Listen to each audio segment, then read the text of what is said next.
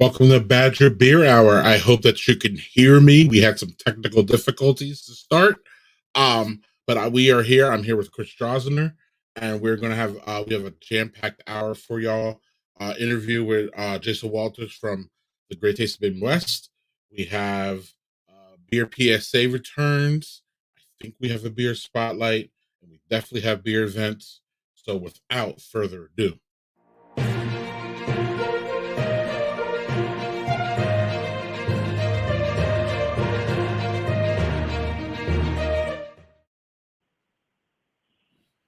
Hey, Greg, you're sounding good, by the way. Well, happy birthday, Chris Strausener. I'm glad you're here. Thank you. I appreciate that. It was a lovely day. Excellent. Great. And it's going to be even better because we have some news here. Um, I was looking at the news rundown this month and it looks pretty light. Yeah, it's a little bit of I guess I don't know if like newsmakers take summer vacations too, and that's maybe a part of this, but I don't know. That's all right. We'll there'll be plenty next month, I bet. Anyway, okay, we'll start in Madison.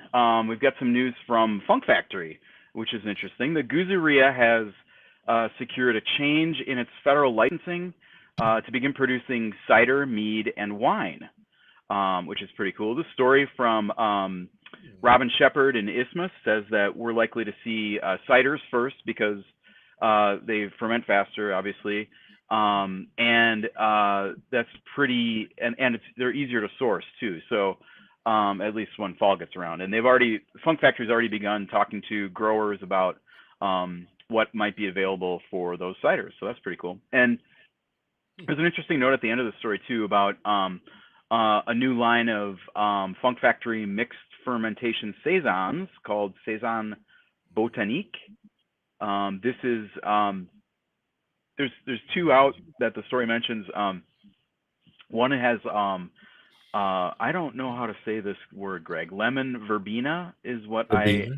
it is what I always hear in my head when I push the little soap thing that says lemon verbena on it, but maybe it's verbena or verbena. I don't know. Anyway, it's got that, and jasmine flowers and fresh orange and bee pollen, which is interesting. And then there's another one that kind of takes like a gin approach to the saison with juniper berries, rose petals, and orris root. ORRIS. Have not heard of that one before, so that's interesting. These 375 milliliter bottles of these mixed ferm saisons are $16 a piece at the tap room in Madison. Very cool. And I my only takeaway from it is that the funkiest Madison brewery gets funkier. That's right. Yeah, I They mean, I'm interested to see. I mean, mead is obviously a pretty um, like there's a lot of hype around meads, and I could see Funk Factory going like doing some pretty interesting things with that stuff. So I don't know. That's pretty interesting to me. Yeah, I'm game, and they their sours are on point, so this will be fun to see Yeah, for how sure. they expand and how this fits into all that. And also, we have to remember, real quick, we have to remember that while Funk Factory is its own thing, Levi Funk is part of Untitled Art, so Yep. he is into all kinds of things at this point. Beyond the sours and the ciders and the Right. Right. non-alcoholic. He's all over the place, and Yep. that shows his creativity. And I don't think he gets enough talk about around here. He's really below the radar, really, as far as buzz around town. But I hope that this is just going to be another. I believe it's going to be another success because Yep. everything he pretty much touches has turned really, really good. So, but now there's some troubling news from a brewery closest to you. Yep. Yep. This one kind of sucks. Stockhouse Brewing. Okay, hold on. Dog's barking. Sorry about that. The Stockhouse Brewing in Wauwatosa, this is 3 blocks from Beer Baron HQ, is up for sale. The principal owners Aaron and David Morrill and Laura Sommerfeld are offering their shares, which is essentially the whole business, for $100,000. If buyer is not found, Stockhouse's assets will be liquidated, and those assets are a 1.5 barrel brew house and tap room on the bustling North Avenue corridor in lovely East Wauwatosa. Stockhouse opened in 2018 with Mark Maloney as the head brewer and co-owner, along with Paul Hepp. But that ownership group, they sold the business during the pandemic at some point, and Stockhouse, um, under its new owners, was actually my first stop on a very memorable evening. My first post vaccine night out in April 2021. And the beer, shooting straight, the beer was pretty bad under Maloney's tenure. They didn't repeat any beers, any brews. So like if you had a really good Mm. IPA or milk porter or whatever it was, whatever, you you couldn't go back and get it again, which is not a great. That's not a good business model, in my opinion. But the handful of beers I had under the Morals ownership was pretty. I thought they were pretty promising. Although I do have to admit, like I even as close as they are, I haven't been back since that visit more than a year ago. So, um, yeah, kind of a bummer. But I believe the deadline for the opening, or the like liquidate or sell, is the end of April. So, or no, August, end of August, not April. We're in we're in summer. So yeah. Yeah, and while we can be very open about trying new beers, we can be very finicky about the ones that we love, and especially in the time of pandemic, we were told by numerous whether it be brewers or retailers, that a lot of people went back to what was safe for them and what they love. So, Stockhouse Brewing completely that business plan ran completely against what Yeah, we knew about what was going on during the pandemic. sure. And well, and obviously a 1.5 barrel tap, or 1.5 barrel system, that is entirely on premise, or own that's entirely own premise. So like they sold all their beer over the counter, and there was no counter for a long time. So I don't know. I mean, I guess it's a little discouraging that the new owners haven't found traction there. It's a nice spot. It's got the thing that jumps out to me the most about Stockhouse is they've got this, and these are pretty common, I guess, in breweries now. But they've got the big board with, you buy somebody a beer, and it might be like a teacher or somebody specific, a regular, where you have their name on the board, or it might be like like a first responder, or anybody named Chet or whatever. And then you kind of keep this book, and then there's free beer in there. I'm pretty sure I'm leaving at least one beer if they close down, if I don't get over there before they close down, that on that board. But I'll have to I'm definitely going to get over there and spend a little bit of money and see if the beer's good. I am not interested in buying that business personally.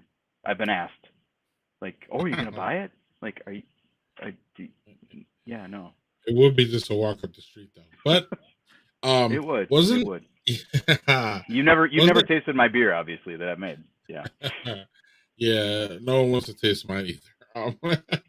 But Chris, wasn't there supposed to be some news this month from a certain other bigger brewery up and for sale?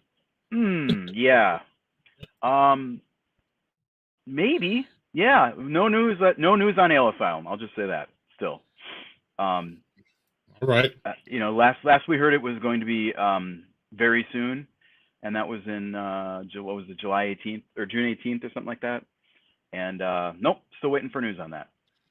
I did see people out there the last time I drove by out enjoying the patio. So hopefully they're doing okay while they're waiting for that.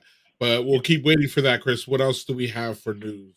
Um. Hey. Okay. This is a good one. Good story. How about a couple of cool beers for causes? We'll start with the big one here. This is from our friends at Third Space in Milwaukee, who this fall they are launching a collaborative cause I'm calling it a collaborative cause beer because I don't know, but you know the model here. This is like Black is Beautiful, racial justice, or last year's Things We Don't Say for mental health.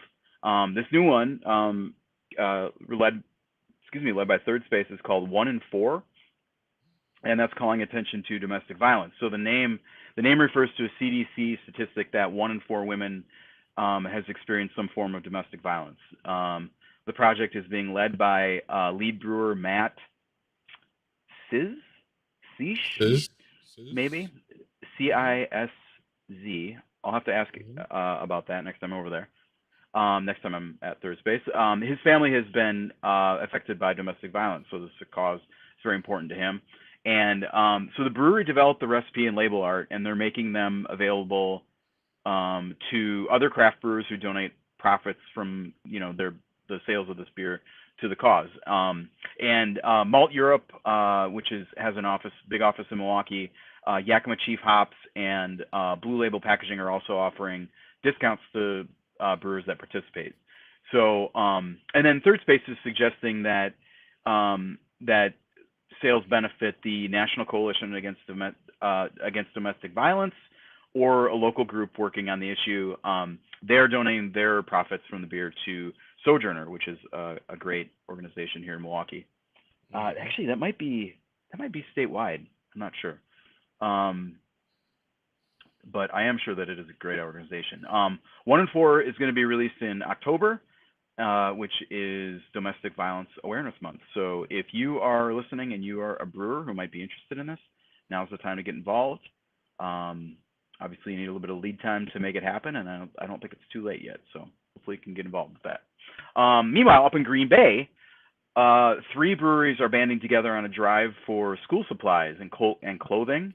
Noble Roots Brewing, Stillmank Brewing, and Zambaldi Beer are offering a free beer to anyone who brings backpacks, shoes, socks, or variety packs of underwear for kids in kindergarten to 5th grade to their brewery. The supplies go to the Service League of Green Bay, which runs a kind of a back to school store event that benefits about 3,000 students each year. Cool stuff. Excellent. And so that's less that the teachers have to bring. Yeah, right, right. Excellent. Great causes, and that's really good to hear. We got one more story, right? Yeah, yeah. This isn't exactly brewery news, but it's pretty interesting.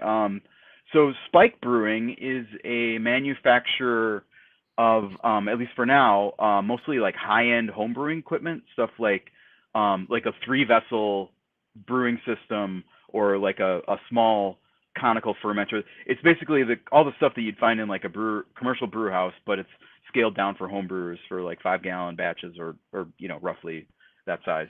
Um, so this is currently a 25 employee operation that's based in Milwaukee's River West neighborhood, which is an industry, or a neighborhood that has a lot of industrial history itself. Um, and it's not far from a cluster of breweries that includes Gathering Place and Amorphic. Really good neighborhood to target if you're coming to Milwaukee on a little beer jaunt. But Spike Brewing has won city approval to build a massive new facility at Capitol and Holton, which is just north of the current spot, and overlooking the Milwaukee River.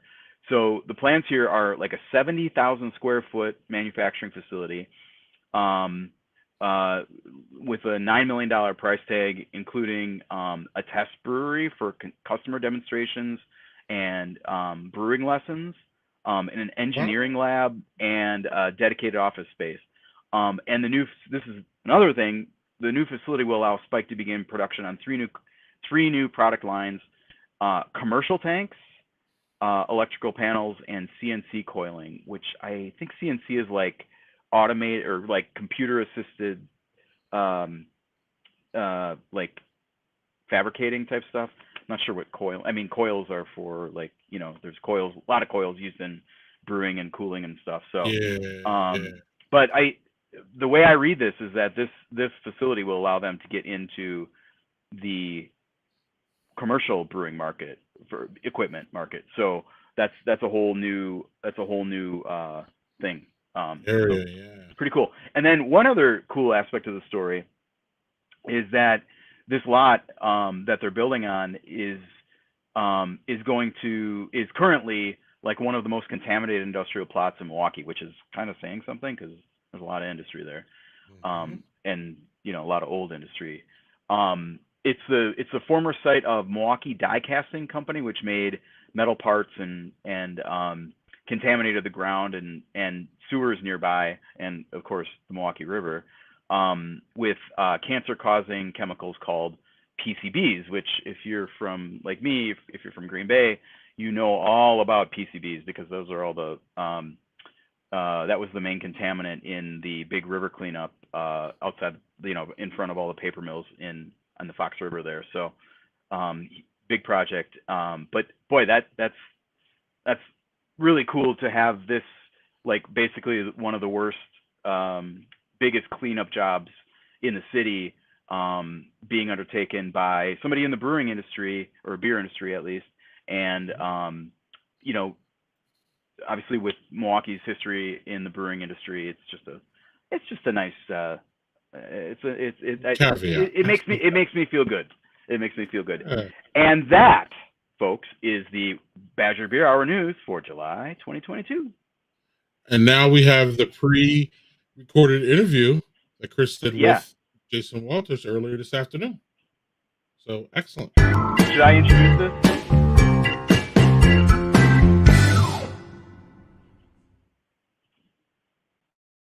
You said something? Sorry, I was gonna say, should I introduce this? Because it kind of jumps right in. So Jason Walters, our guest this month is Jason Walters, and he's the chairman of the Great Taste of the Midwest, which of course is coming up on August 13th at Olin Park in Madison. It is the best beer festival in the country by my estimation, and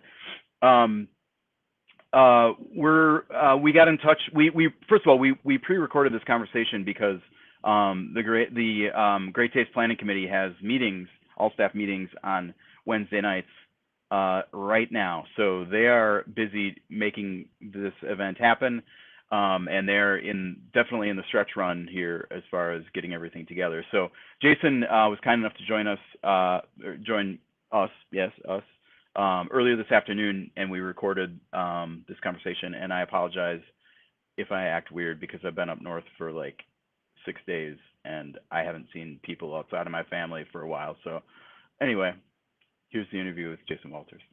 Supposed to be talking about here. Sounds good. So I'm curious. Before we talk about this year, what were the guild's thoughts on how the 2021 fest went?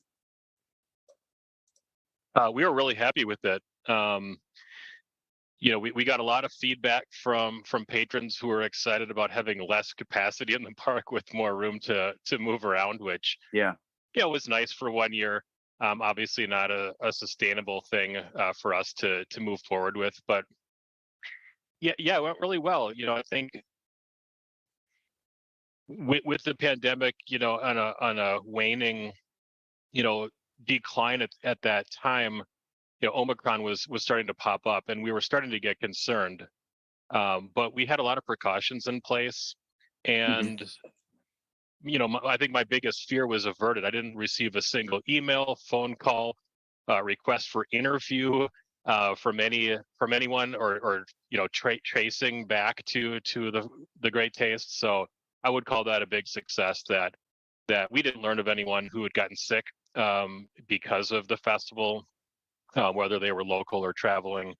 So that was a huge win, in my mind, that we were able to host a festival with 5,000 people outside and avoid that, a spreader event. Mm-hmm.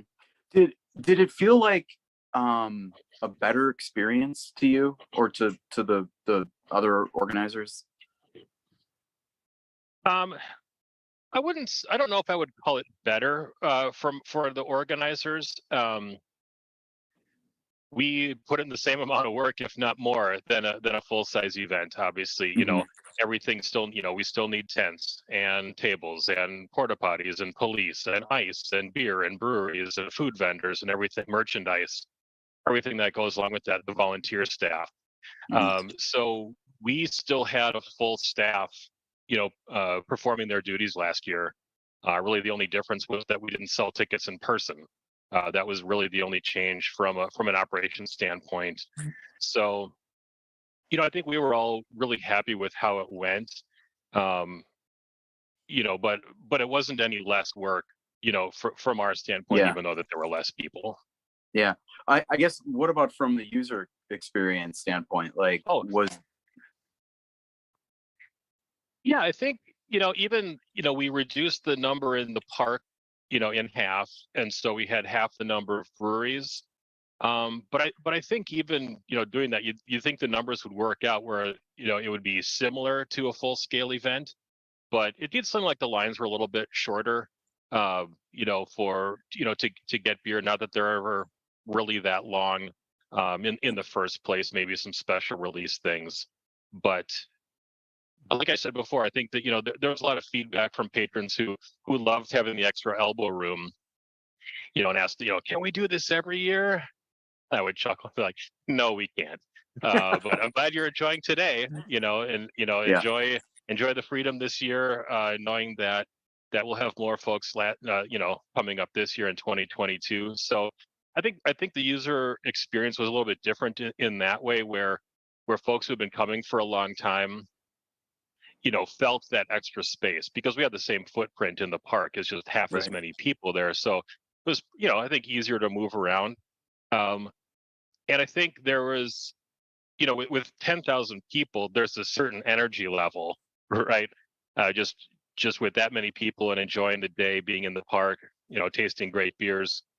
But I think we had more than 5,000 people's worth of energy last year because people were so excited to finally be back. They were seeing friends. Yeah. They were at the Great Taste. They were, outside in the park, and they were really enjoying themselves. So I think those 5,000 people more than made up for that energy level. Yeah. Yeah. And so it was 5,000 people, and it was 100 breweries, correct? Is that right? Right. Yep. Okay. Okay. So how is all that stuff shaping up for this year? We're back to full strength. So we'll be Okay. 10,000 in the park, and we're right around 200 breweries. So right where we want to be, right where we, were in 2019 and, for a few years before that as well. So Okay. we're back to full strength. Yeah. We'll have more food vendors again. We cut that number down last year as well, just to kind of fit the number of people in the park. But we're back at full strength this year. Okay. What was some of the I know last year, and even in 2020, when when the guild was deciding how to trying to figure out how to do this, whether to do it, what were some of the things that you were looking at then, and did you still look at, was there consideration, like, do we need to keep it small still this year with there's always, seems like there's always new variants around, and the case count is relatively high, I guess, still, but not,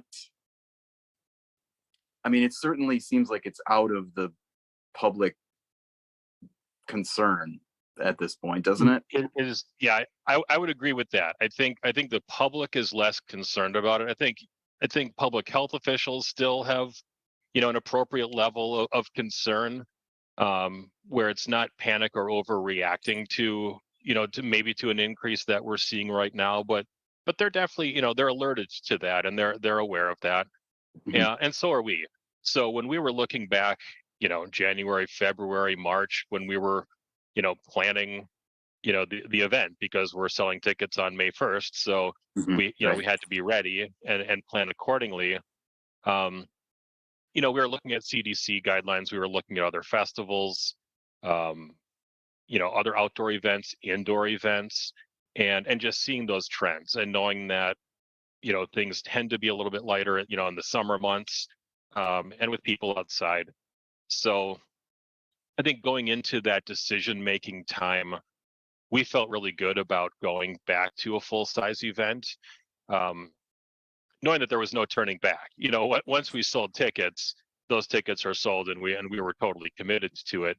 But I think we had a really high degree of confidence back then when those decisions were made that, come August, things are going to be in our favor. Again, we're an outdoor event.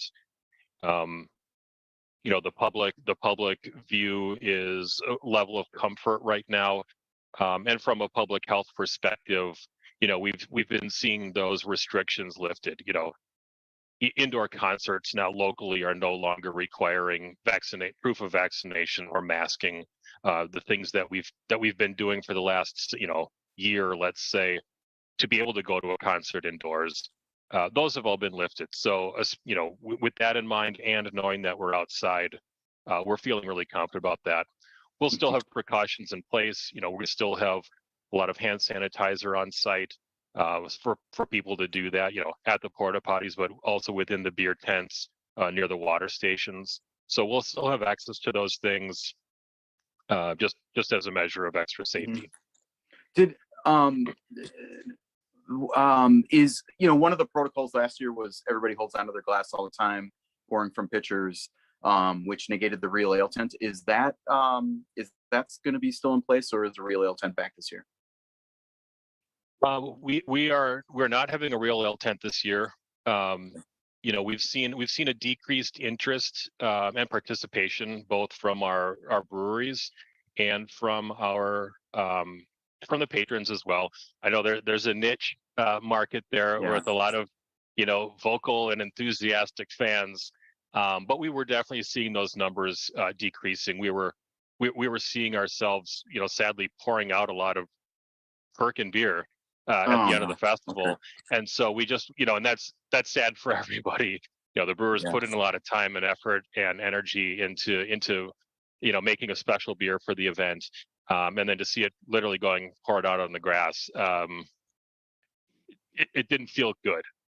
So we're going to take a year off, maybe more. I don't know. We'll call it a hiatus. We're not canceling it forever. But I think we've got some other ideas, in the future to have a fun zone, with some unique offerings in a different location that aren't at the brewery tables. Is that for this year, or? We're not doing one this year, but I think we've got some ideas that we're kicking around for in the future. So that'll be a to be determined ... something to look for down the road. Okay. Is there anything that one of the themes of, I think, the pandemic and the way that kind of the rebound and the restart to everything has been things that have changed forever because of that, and lessons learned that, hey, this is actually a really good thing to do all the time. Have there been any of those for the guild as far as great taste and things that maybe be? It seems like most of the things that are kind of out front, are mostly going back to that. But is there anything on the back end, as far as planning, that has changed the way that you guys approach the taste? Well, I think from a public health perspective, we're all a lot more mindful of that. I think it's also increased our attention to emergency preparedness planning. So, for those kinds of things, if there were a weather event or a health emergency, individual, response, I think we're more in tune with that. We had been ramping up those efforts in recent years, and I think this has kind of made us all just, more aware of those things. I know for me, I haven't shared a taste of beer with anybody in the last 2 years. That was a really common thing in our meetings, or even at the festival, where you're trying something great and you want your friends to share in that fun. I haven't done that. I hope other people aren't. So I think that's the biggest. It's a social change, right? We're a fun-loving group. We're beer enthusiasts. We want to share in the fun and the love and the appreciation of some of those beers, and not being able to hand your glass to your friend to let them try or trying theirs. honestly, it's been one of the biggest changes, that I've seen from a festival and from our own, our regular meetings that we have as a home club. I have to say, maybe this makes me a willy-nilly person or a reckless risk taker, but even last year with the group that I was with, we were still, yeah. I think we were trading dips still. I don't know, yeah. But yeah, that is probably a better idea to just go. If you want this beer, it's right there. Go grab a sample. It's right there. Just go. Yeah, yeah. There are 3 people standing in front of you. Just go get that beer yourself. Right on. Any other? I guess, I mean, we've talked a lot about like COVID and the changes related to that. Anything new this year, or any other changes that maybe don't have anything to do with the big virus and everything? Yeah, I think we're expanding our layout a little. So we're going to expand onto the soccer field area. It's a nice flat area, which is great for setting up tents and for walking around beer tents and people. That's traditionally where we've had the presentation tent with great food and beer pairings, which will continue down to. But we're just going to expand that area, and we'll have another, large, medium to large size beer tent down there. I think we'll also be having some of the standalone locations where where there are more shenanigans or more lines for special release beers. We may see some of those down in that area too. And then we'll cover porta potties and food vendor down in that area too. So people who are spending some time down in that area are refreshed and have the same amenities that they would, on the other side of the hill. Gotcha. Do I take the shenanigans and line to mean that Bells in New Holland will be in that area? I can't say for sure yet. We're actually still working on the layout. Okay. We've got a meeting tomorrow night to place everybody. But yeah, I think that's a good place for those larger breweries with those lines like that, where we can spread out a little bit more. Traditionally, those lines have spilled across the road in the park, and that area can get a little bit congested just with people wanting to get through, moving from one end of the park to the other. So we may see some of those breweries move down into that area just to alleviate some lines. Yeah, and then we'll also have, that will be kind of a concentrated area of those, standalone, get in line and wait for that special release kind of beer in that same area where you could kind of hunker down and spend some time enjoying some of those special release reserve beers. Got it. The comment about elbow room and this development kind of makes me think that maybe like it's kind of going in that direction, right? I mean, that's a big area. Yeah. It is. I mean, we're not taking over all the soccer field. I want to make that clear. It's just another. We're just expanding the area. But you're right. I think that was in our minds. It's an area we've actually been looking at for a few years. Long before the pandemic, where we'd be setting up on Friday and we'd be standing down at the fields and looking. This is a great place to put a tent. And so it had been in our minds for a while. And I think, this year with returning to full size and with the appreciation people had of a little extra elbow room last year, it's something we wanted to actually try this year. Like we really mapped it out. We had some discussions around it rather than just, kicking it around and then pushing it aside. We actually dug into a little bit more this year.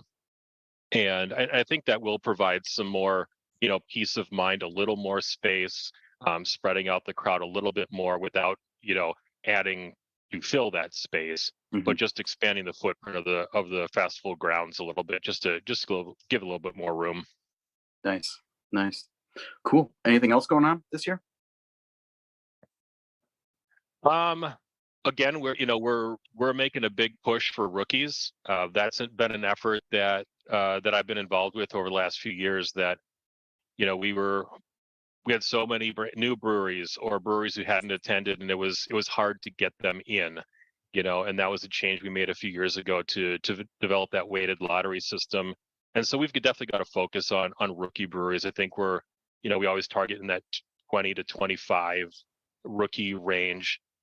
And so we'll deliver on that again. So that's something I'm always excited about, seeing the new guys, either a new brewery or someone who hasn't attended the Great Taste before, to make sure they're having a really good day, that they're taken care of, that they're getting, a share of the love from all of our, our enthusiastic patrons and our staff as well. And the brewers, like to stop by and see the new guys too. So I'm excited again about bringing some new folks into the fold.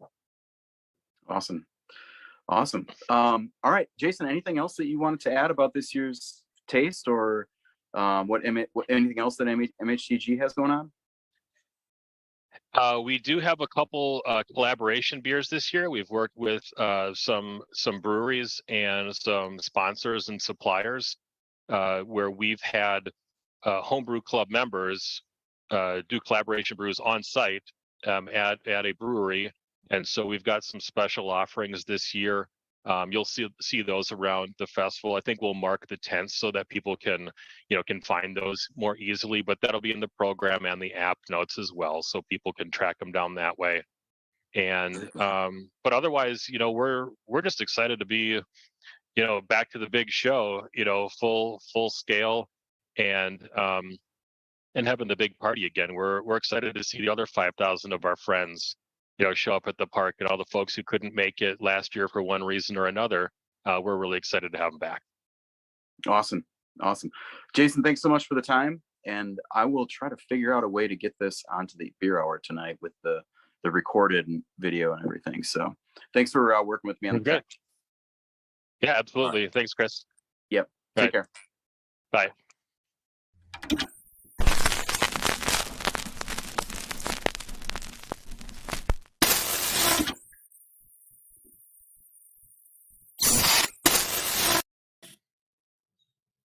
Hey y'all, what's going on? I'm going to talk to you a little bit about actually, where is it here? Let's get this up right here. The US Postal Service Shipping and Equality Act.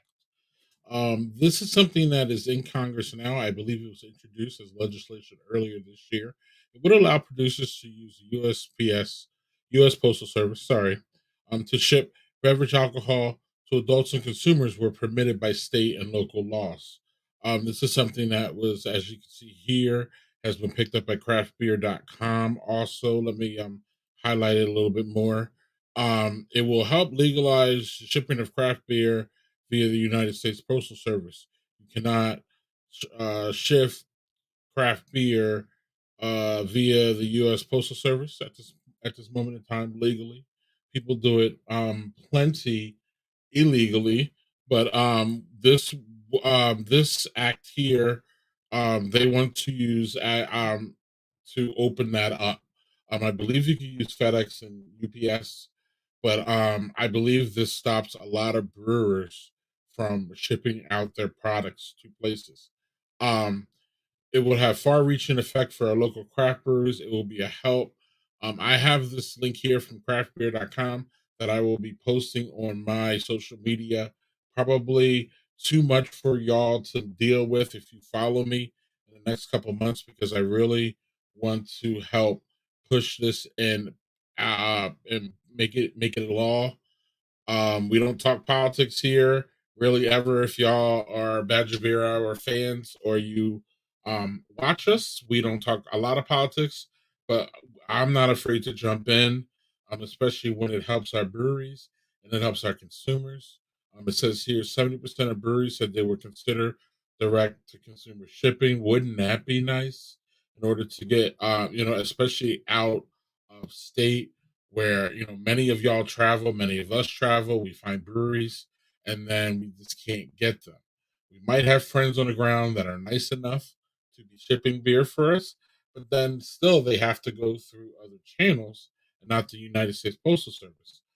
This says here 76% of small and independent producers or tap rooms and brew pubs, the majority of whom make selling beer directly to customers on premise, their business. They would directly benefit from this. It says here 84% of self-identified regular craft beer drinkers said that they would be able to legally purchase beer through the mail. And this is a big one here. 180 million economists predict that the United States Postal Service Shipping Equality Act will generate $180 million revenue for the Postal Service, which it's well documented, y'all, that the Postal Service, you know, it's controversial in the aspect that it doesn't really make any money. I'm not here to argue whether it should or not. I don't, well, technically, I don't believe it should. I think it's a service for all of us. So that being said, it needs to be something that is accessible to all of us. It helps with voting, but why can't it help with our craft beer? So if y'all are interested, please Google this act out there, and um, when you reach out to your congressman about other big issues, make sure you mention this one, because it's obviously not high on the priority list of important things that government needs to be done, but government needs to be able to do four and five and six and seven things at once. And this is one thing that they could do for not only our breweries, they could do it for us, and they could also do it for the postal service, which is under their guys. So this is a really good cause that helps everybody. You can go to craftbeer.com, or you can Google the U.S. Postal Service Shipping Equality Act, and a whole bunch of you can go down that rabbit hole. A whole bunch of material will show up for you. But I will be talking about this on my social media and anywhere you see me until this thing gets passed. So help out, y'all, and let's get this one through, because it'll help all of us, beer traders, home brewers, anyone who likes beer, anyone who wants to, um, you know, uh, help benefit our breweries. So this is just another, our breweries, you heard in the news, we had a closing close to Chris. We're still having closings. So this would help a lot, I believe. Some of our breweries, they could ship some of their beer out. So I wanted to thank y'all for entertaining my idea during this beer PSA. And we're going to move on right now to our next segment.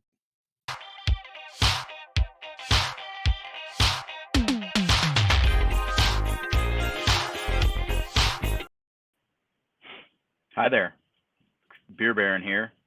I'm here too. Oh, hey. So I actually don't have the beer that I was intending to spotlight tonight because, long story. But Greg, do you have that tweet that I sent you? It's like a little yeah. Where's Waldo kind of situation. Yeah, we got it right here. Let's throw that up. Okay, there. Okay, so this is Jennifer Street Market in Madison. And if you're like me, you can actually see me. I'm peering in to look at all the new and returning seasonal beers. Wow, look at them all. A bunch of brewing project stuff there for Landon. We got a couple of young bloods there. We got some Drecker. We got some stuff. But what is that? What is that down in the right corner there? Lakefront Brewery Oktoberfest. Can you zoom in on the date of that tweet? This is not from like August 2021, folks. This is from July 14th, 2022. Yeah. Mm-hmm. Last week, Lakefront Brewery's Oktoberfest showed up on shelves in Madison. Now, I'm not one to yuck anybody's yum about whatever. And I totally understand that Marzen is a delicious style that perhaps should be enjoyed year round because it's delicious. It's malty and it's balanced and it's good. And we drink stouts all the time. Why shouldn't we drink Marzen all the time? But this one caught me a little off guard because, like, seasonal creep they talk about. But I felt like we kind of reached a stasis of seasonal beers. Like the pumpkin beers, it kept getting earlier, and then everybody's like, pumpkin beers, I don't like them anymore, or it's too early, it's too hot. And I don't think anybody's really going to be complaining about this, but this one threw me for a loop because this is really early, like not even the midpoint of July. And it's funny because last year I talked to Michael Stodola of Lakefront Brewery about this very thing, and for a story, when we published a story in it in Milwaukee Magazine in September, the September issue, about how he said that people say all the time, like, can you just have this beer year round? And he said, yeah, they say they'd. He basically said, yeah, they say they'd buy it year round, but we don't really believe them. There's something about that seasonal, like, oh, get it while it's there thing that keeps people, And I mean, this is not just a lakefront thing. This is most breweries. Yeah, July-Toberfest. Good one, Doug. Yeah, this is a thing that breweries. I'm sure they have. I'm sure some of the bigger ones have metrics about this, of that if you know that you can get it any time, you don't buy it because the whole seasonal beer concept is built on this. But I mean, mid-July for a beer that's celebrating a festival that occurs in September and has the name October 3 months early. I don't know. But hey, it is a very good beer, and you should buy it. And I should say also, Lakefront's not alone on this. They were the first one that I saw, but just peeling back, kind of peek behind the Badger Beer Hour curtain here. My wife, I was busy doing the news, and my wife she went out to the liquor store, and I said, hey, can you get the Lakefront Oktoberfest? It should be out. I'm not sure why Ray's didn't have it, but whatever. But she did see the Three Sheeps one, the Three Sheeps Oktoberfest, which is also very good. It was there. So they're coming. They're coming, you guys. She didn't. Oh. This was going to be like, hey, I'm pouring a beer. Here it is. And then it's like, surprise, it's Oktoberfest. It's July. Happy July. But here, that's all right. But the Three Sheeps one was there. Okay. Yeah. So right. they're out. I mean, they're out and they're coming. I'm not sure. It could be that Madison is ahead. It's a different distributor, obviously. Maybe Madison is ahead of Milwaukee on this one. I'm not sure. But Jennifer Street Market definitely has it. So I don't know, Greg. Like, what do you think about this? Like, I'm really of two minds about it, because this is a great style. I mean, there are breweries. I know there's at least one brewery that I saw at GABF a few years ago. I think it was from Texas, that had a year-round Marzen, and right. and I don't think it was the only one. So I think it's a thing, in other certain places. locations or certain markets, maybe. But I'm the one that's had the great taste ignoring y'all having them. I'm like, no, it ain't ready, because for me, it's just that fall beer. And if I drink them too early, Chris, I feel that by the time that I'm normally drinking them, I'm going to be done with them. Does that make sense? Mm-hmm. So I'm just used to drinking them in that time frame. But if y'all like it, y'all go. And if Lakefront's going to make money doing it, y'all go. I'm just going to be over here still drinking my summer IPAs and all that stuff. Yeah. One comment that I saw of someone who hates this did kind of hit home for me, and they said I forget who it was. I apologize if you're listening. Something to the effect of, I'm not ready for it yet. And then this moves up the entire season. So by the time I'm ready for it, the ones that I want are already sold through.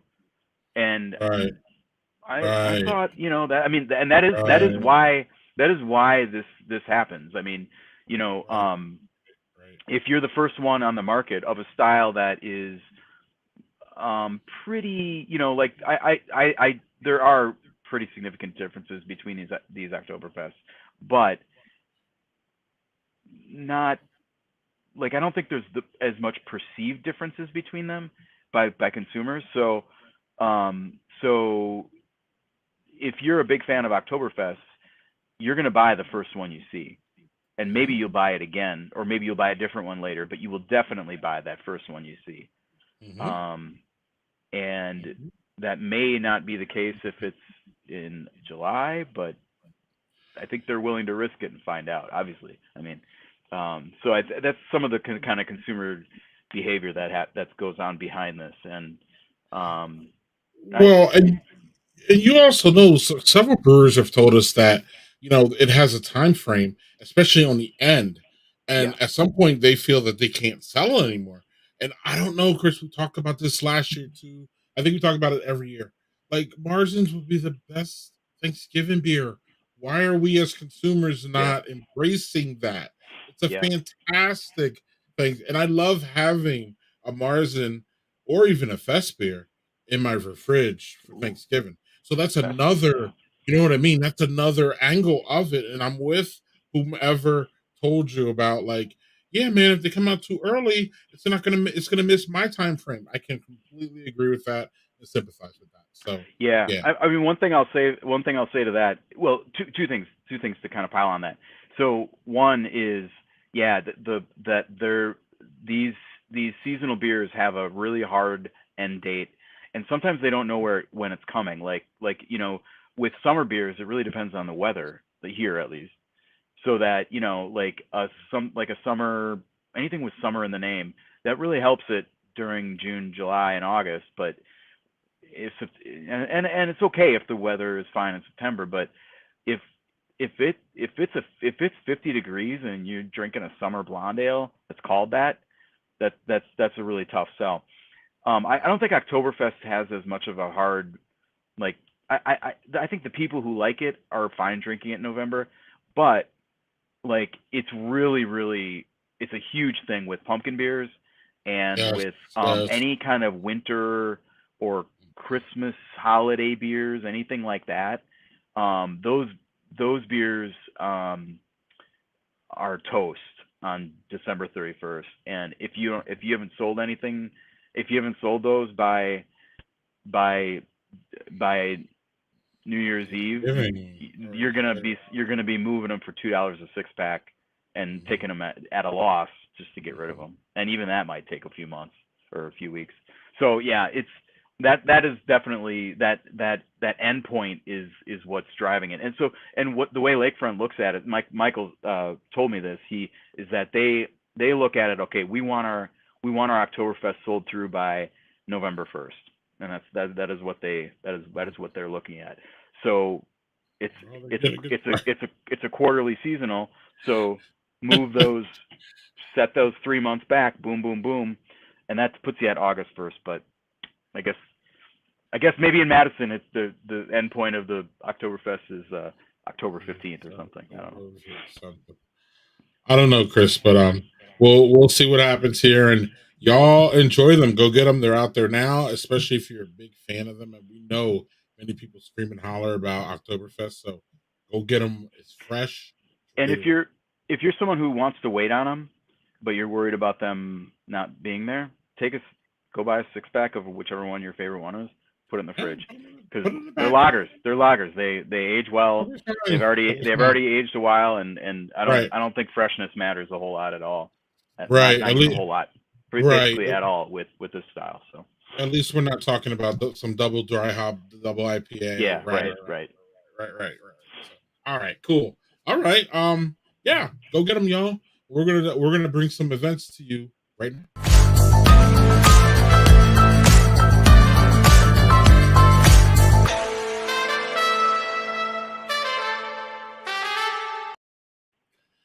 Chris, the Milwaukee Brew Fest. This one is what I've never been, but it's just right up your alley.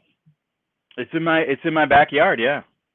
We've got Okay. the 12. This is the 12th annual Milwaukee Brew Fest, and this is cool because it's in McKinley Park, which is right on the lakefront. And it's happening Saturday, July 30th, 2 o'clock to 6:30. Obviously you've got the marina right there, the big lake, lots of parking. You get unlimited sampling from, well, it says here the world's most celebrated craft beers, ciders, wines, and meads. I'm guessing we're going to want to dial back that the world's most celebrated part, but you get some bunch of beers, and you get unlimited pours. I don't see the cost on here, but I'm sure there's a cost. Yeah, hold on, I'll grab that. You get I'll the grab tickets. that. You'll have to Yep, get tickets yep, there. yep. Let's talk about the Lager Than Life Beer Festival as well.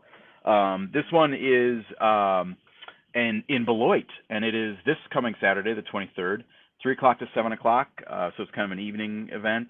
And here we're going to have 49 breweries. And despite the name, they are not all the beers are lagers. They've got IPAs, barrel aged stuff, sours, and so much more. It's at Preservation Park in Beloit. And let's see, what do we got? $50 for general admission and 75 for VIP, which includes exclusive bathrooms. Look at that. Snacks, water, tent coverage, That's just important. seating, and everybody gets the commemorative cup. Says so. And that's in Beloit. Lager Than Life Beer Festival. There we go. And so there's 2 tiers for the Milwaukee Brew Fest. Okay. VIP and 65, and those are advanced too. So I think you'll pay more the day of. But it looks like there's plenty of beer and a good time on the lakefront out there for y'all. So that's the 30th. So that's not this Saturday, it's the following. And if you come to Milwaukee for that festival, make sure to check out every week Milwaukee Magazine, which is my employer, publishes like early in the week, we publish a roundup of everything that's happening, beer-related events all around the city. It is as close as we get as you'll get to a comprehensive event guide for beer, and we publish that every week. So if you're coming in, make sure to check that out. You can maybe hit a cool event before or after, as you hopefully stay the night in beautiful Cream City. Yeah, you should, because there's other Hit Company Brewing for the brunch. But anyway, ooh, yeah, good food, yeah. Sure. So good, and good beer too. At least when I was there. Chris, another one that hits home for you, and one that you've been involved with in the past, is the the Wisconsin IPA Fest. Yeah, let me talk about this one, Greg. This is August 6th. So, and we've mentioned this one before because I think tickets went on sale, and we were like, we got to mention this because it's just a cool event. So this is at Third Space in Milwaukee's Menominee Valley, and they're going to have I think it's close to 50 breweries on hand. Most of them are pouring not just one IPA but multiple IPAs. And this is also an unlimited sampling event, so you can try as many of these IPAs as you want. They have a taster or People's Choice Awards, so you get to vote on your favorite ones. And what else is going on? They'll have food trucks and stuff. And I gotta say, the more time I spend in Third Space's kind of recreated space, they just this summer redid their patio to kind of add an actual patio space, rather before they just kind of had tables in the parking lot kind of deal. But now this is it's like a true patio, and they have a lot of indoor outdoor spaces. It's perfect for an event like this. So they're going to take over that whole campus, and it should be a good time. $65 is the general admission.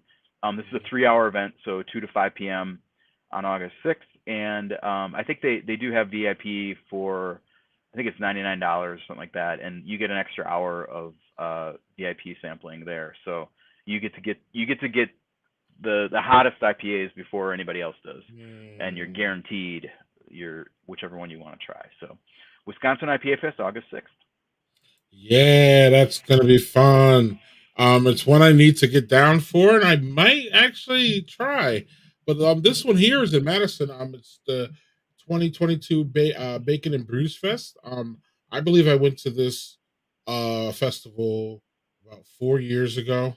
And there's just tons of bacon infused food, bacon infused beer, and a lot of beer, a lot of roasty beers. So you'll see maybe a Rauch beer or two, a Schwartz beer or two, if those are your smoky beers. If those are your gig, this is your place. But a lot of bacon. But when I went, that was 4 years ago. a lot of the bacon went quick, Chris. It wasn't so I don't know how it is going on with the bacon shortage that we have.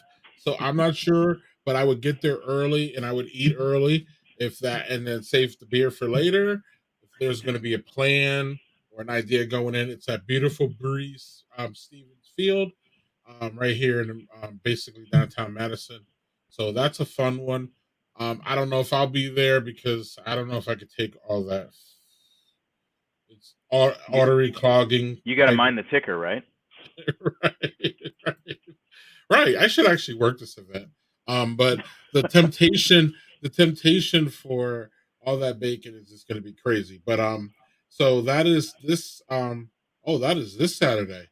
Yeah. It looks like VIP is 85 and general admission is 65. So check that out. I believe the weather is going to be nice here in Madison this week, so perfect time for that. And then we also have Monacan Brewing has their 5th anniversary party. That's this Saturday also. It's free to get in. It's from 12 to 5. Celebrate 5 years of Monacan Brewing with a barrel-aged wild ale. Sounds good. It's spent 3 years maturing in oak barrels. Long, slow, mixed culture fermentation. Possibly possessing the most complex flavor profile of they've ever rolled out. They're talking. Um, so with notes of tropical fruits and white wine aromatics, baking spice, and subtle vanilla notes. So that sounds delicious. I don't have information on whether they have bottles or not, but I'm sure they probably do, and they probably range within the 2025 range. But it's free to get in, so you can get in, have a sample or a pint, and just celebrate with them their 5th anniversary. So And that'll be fun. that's up Landon's way, right? Altoona. Yeah, Altoona or Eclair, Eclair, Eclair. You. he, he would kill me for that, I think. Um, but he's not here, so Yeah. whatever. What's he But doing? Yeah. The right, things that happen when Landon's away. You, Claire. right. But Monicum is definitely one of Landon's places for sure. He loves it there, and I Yep. believe we Friend of the show. had the brewer there. Yeah, friends of the show. I Yeah. believe we had them on to talk. So they're friends of the show. So we wish them a great happy 5th year and glad they made it. And then we have one. Lastly, our last event. We have the Great Taste of the Midwest, which we talked to Jason extensively about. And if y'all missed that, y'all can rewind. But we talked about them, so that's so we can at least mention that that's August 13th, and tickets are sold out. But you could still get a ticket if you know the right places to be, and don't for the Great Taste. One last thing: do not overpay for pay value for that ticket. If Face somebody value. wants Yep. to right face value, if somebody's trying to make money off of you, just go ahead. I actually might have. Just go and find somewhere else. There are plenty of tickets available, especially if you even though it's sold out, there's still plenty of people still can't make it for whatever reason. Or some people like me buy a ticket and may not even go, but I at least have one, so then I can give it to somebody who's a friend, or I can make sure that somebody will have one. But my last tip for Great Taste, and then we'll get to our last event, is to go to the Great Taste event that happened on the Friday night before. Mm. They're all over Madison. It's almost like a beer week that night. And you can just look at Great Taste Eve events and you show up to any of those and just start listening around and talking. And somebody will have tickets or will be able to lead you to tickets. Craigslist is another good place to find them. But yeah, so that's August 13th. But lastly, Chris, we have Well, one in your area. Or I just wanted to like kind of drive home one point that you made there is that like these tickets are available in like in and around the event that morning or in the afternoon, early afternoon, before the event starts. Just look for people holding tickets up. They are not they're very, very rarely scalpers. And Mhm. you can usually get, $70 is face value ticket. So, Yep. make sure you're paying that. If you're paying, don't do more. If it's more, just keep walking. And like you said, the next person will be. The other thing that I should say with this is there are a couple Facebook groups on for the Great Taste of the Midwest. Like they're both fan groups or whatever.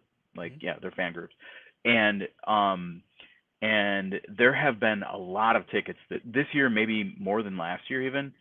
Well, definitely more than last year for reasons that Jason talked about in the interview. But they're back to full strength, full contingent of 10,000 people out there, and There'll be more the tickets.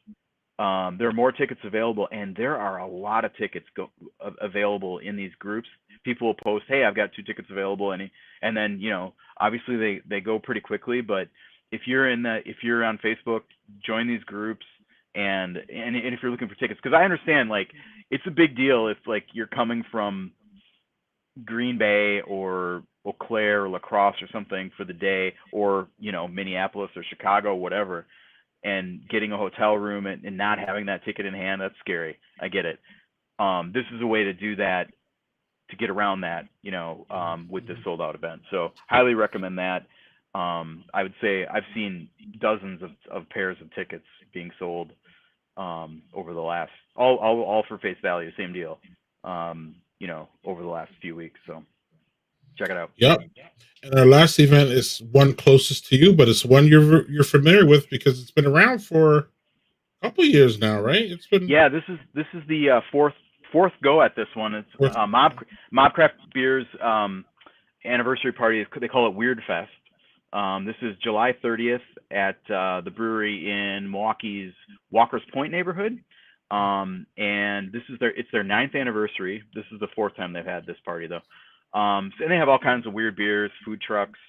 They have Mondo Lucha Wrestling at a couple points throughout the day. So it's like the Mexican, like the costumes and the masks and stuff. And then a whole bunch of other live entertainment throughout the day. It's noon to 10 p.m. is throughout the day. And these beers are like Mobcraft, like this is kind of their thing, is weird beers. So check out these. They've got beers inspired by peanut curry. That's on a Kolsch. They've got sushi roll beer, like with all kinds of like herbs and stuff on a rice lager. So that's kind of cool. Chicago dog beer, like with like mustard seed, and there's no meat in it, but like, all the kind of capturing the flavors of a Chicago dog. I bet you there's sport peppers in that bad boy. And then like even Mobcraft's kind of normal beers are pretty weird. So yeah, and the hours are from noon to 10. Noon to 10. And you should see, like, they have a schedule of like the lineup, and it's like every hour there's a different like cool thing happening, like live music and entertainers and stuff. It's one that you don't have to hit a time frame though. So if you wanted to even do it after dinner or even early in the day, you could hit that up and still do something else. So they give you a really big time to go there and taste the weird beers. But like Chris said, there's a schedule. So you might want to check their website before to see if the schedule's out, see if there's something that you want to, if you really want that Chicago dog beer, then yeah, you might want to look. Yeah, and I should say too that this is not like, they've got a great tap room and everything, but it's not huge. But this is an event where they have the whole block, so it's like a block party. They have blocked off the traffic, and I'm not sure what that front street is, but good event. So yeah, it's worth checking out. And that is July 30th, next Saturday. Yeah. Next Saturday, yeah. So plenty of outdoor wonderful things to do. Summer's back, beer's back, and it seems like we're all back to at least being safe, feeling safe enough. Jason talked about it, about going out. So y'all pick one of these events and get out, y'all. Get out there. So absolutely. Thanks, Chris, for summing this up. And we're going to last call.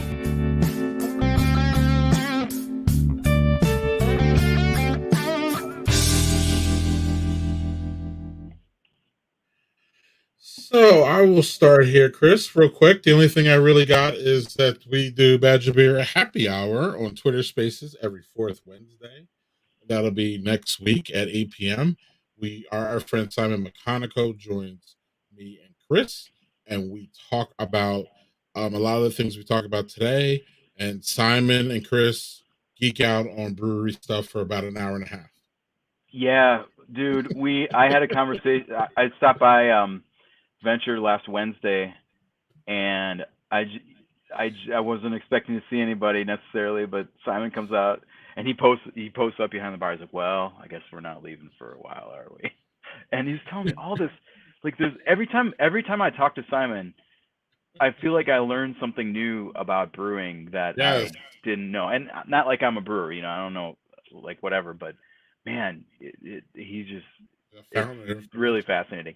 And one thing I can tease that we're definitely going to talk about is their seltzers, dude.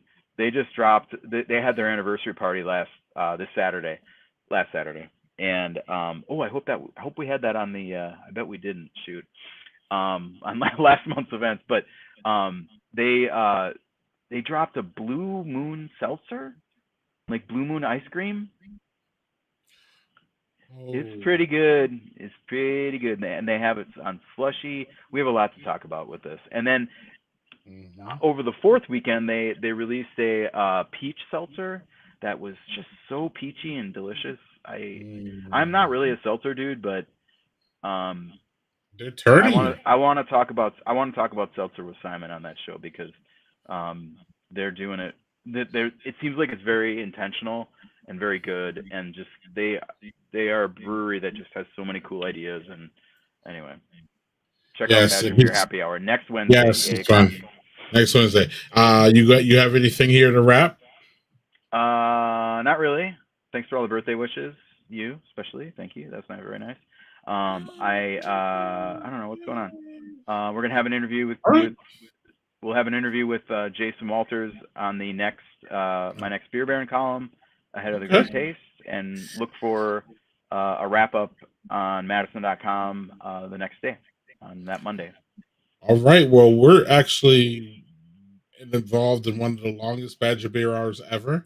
So, if that's the last thing you say, we're going to get out of here so you can go enjoy the rest of your birthday. But thank you for all your work. Thank you for another great year, and happy birthday again. Thank you. Cheers. Cheers. Bye everyone. Thanks.